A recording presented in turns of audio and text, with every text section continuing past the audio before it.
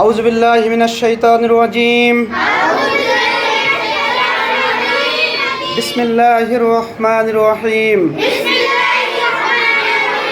الحمد لله رب العالمين والصلاة والسلام على سيد المرسلين وعلى آله وأصحابه أجمعين أما بعد